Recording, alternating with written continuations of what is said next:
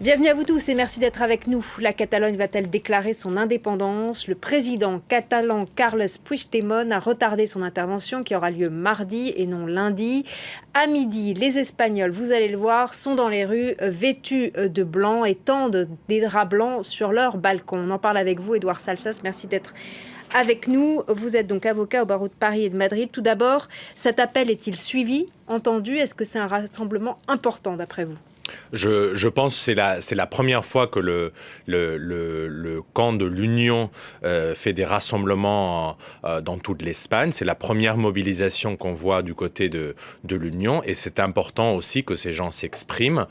Comme vous avez très bien précisé, c'est un appel au dialogue, dialogue qui n'a pas eu lieu jusqu'à maintenant du fait du refus frontal du gouvernement de Madrid d'évoquer toute possibilité de référendum en Catalogne. Le roi de l'Espagne, dans son discours, il n'a jamais évoqué le dialogue. Il s'est dirigé aux Catalans, il s'est adressé aux Catalans non indépendantistes et il a laissé de côté les partisans de l'indépendance, ce qui était tout à fait étonnant.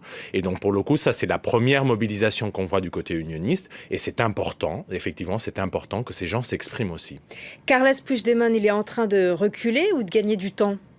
Je pense que il a retardé de 24 heures son intervention au Parlement parce que le tribunal constitutionnel a annulé, a suspendu la séance qu'il avait prévue pour lundi, ce qui était tout à fait surprenant qu'un tribunal constitutionnel suspende une séance parlementaire, parce que dans un parlement, ce qu'on fait, c'est parler. Mais en tout cas, il l'a retardé jusqu'à mardi. Il dit qu'il va annoncer les résultats du référendum qui a eu lieu le 1er octobre.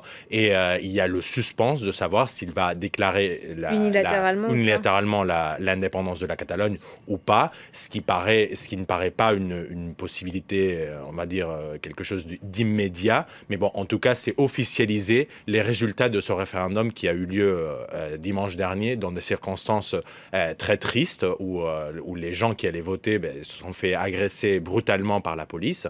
Donc c'était des circonstances pas normales, mais bon, en tout cas, il y a des résultats de ce vote. Mais est-ce qu'il ne s'est pas engagé dans une aventure sans savoir quelle serait l'issue, Carles Puigdemont? Et est-ce qu'il n'y a pas un risque que les indépendantistes se divisent entre ceux qui veulent maintenir la session parlementaire et ceux qui veulent proclamer unilatéralement l'indépendance? Évidemment, il existe un risque du côté indépendantiste, il y ait des fractures. Ce qui est clair, c'est qu'il y a une grande partie de la population catalane, et maintenant on commence à voir dans ces images dans toute l'Espagne, que tout le monde veut dialoguer, que tout le monde veut qu'à un moment donné, les Catalans s'expriment sur cette question dans un référendum convoqué avec des garanties, avec une question claire, sans intervention de la police, sans attaque informatique au système de comptage de vote, et que tout le monde puisse de façon sereine exposer leurs arguments et finalement, éventuellement, voter oui ou non à l'indépendance. Pour l'instant, il ne peut pas se réclamer de la majorité catalane, car Carles Puigdemont, c'est 42% de participation. Alors, est-ce que d'après vous, la solution, c'est quoi? C'est un retour aux urnes à des élections législatives en Espagne et dans toute l'Espagne ainsi qu'en Catalogne? Je pense que la solution, est-ce que une grande majorité des Catalans demandent au gouvernement de Madrid, c'est de convoquer un référendum, pas des élections législatives. Dans les élections législatives, on compte des sièges dans un parlement. Ce qu'il faut compter ici, c'est des votes, c'est des personnes. Et donc, pour le coup, je pense qu'il y a des très bons arguments pour l'Union.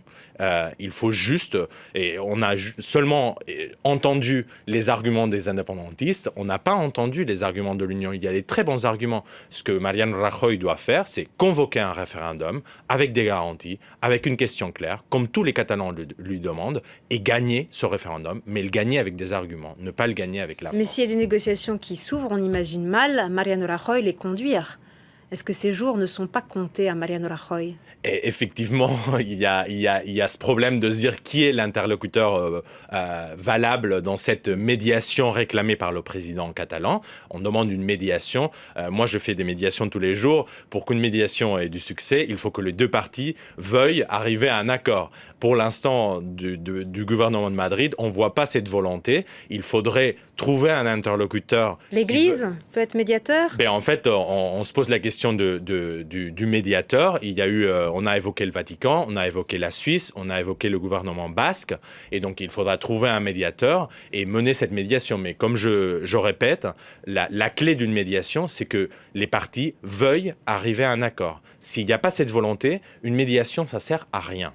Merci beaucoup, Édouard Salsas, d'être venu et merci pour votre décryptage.